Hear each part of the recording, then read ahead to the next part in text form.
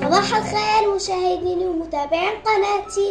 اليوم الجو كتير كتير كتير كتير حلو، ومثل ما عودتكم انه الاجواء الحلوة بدها مشاوير حلوة. يعني تعودتوا علي يا جماعة اكيد. خلوكم معي لتعرفوا هاي مشواري اليوم. رح خلص كاسة الحليب هاي وارجعكم بعد ما اجهزها.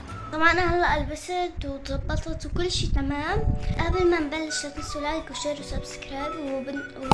وبالنسبه للمكان اللي نروح عليه هو مفاجاه لإلكم، فيلا امشوا معي.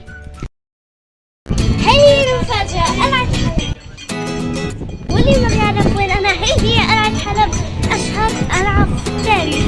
انا بمشي لاجزاء القلعه. اليوم الصبح الساعه 12 يا جماعة شفنا حدا معه صقر كبير كتير كتير. طبعا عندنا ناس كتير، خلينا نستنى ونشوف الصقر.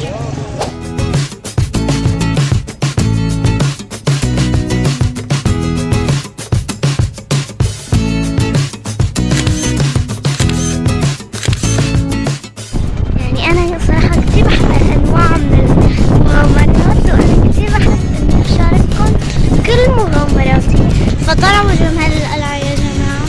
تشتهر قلعة حلب بعظمتها وهيبتها، يعني من أول ما تشوفها بتحس حالك راجع لزمان الملوك والسلاطين. مبنية على تل عالي بنص المدينة، وكل حجرة فيها بتحكي قصة من التاريخ.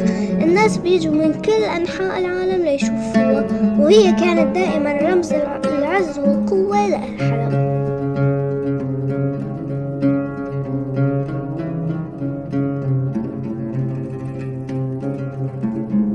في كل شيء بيخطر على بالك من آثار وتاريخ. في جامع النصر وساحة كبيرة وبير مي وغرف للجنود، حتى بقايا أصول ومساكن. كل زاوية بتحكي حكاية، وكل حجرة لها قصة. يعني عن جد بتحس حالك رجعت 1000 سنة لورا. هاي يا جماعة بيرموا الأسوار.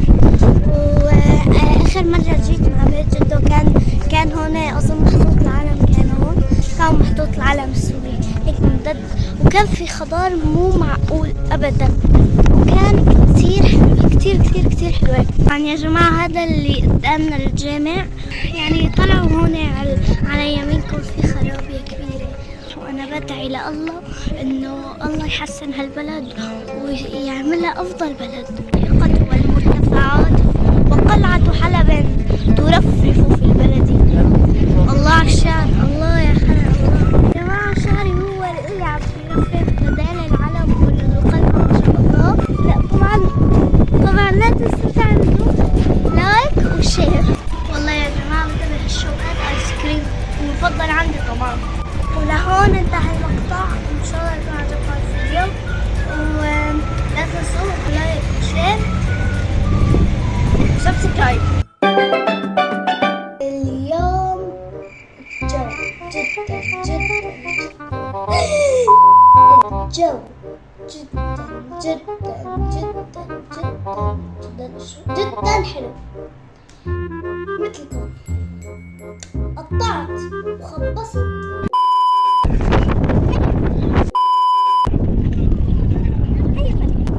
واللي ما بيعرف وين انا بقلعة حلب. صورت معه الصور لو رهيبات رهيبات رهيبات.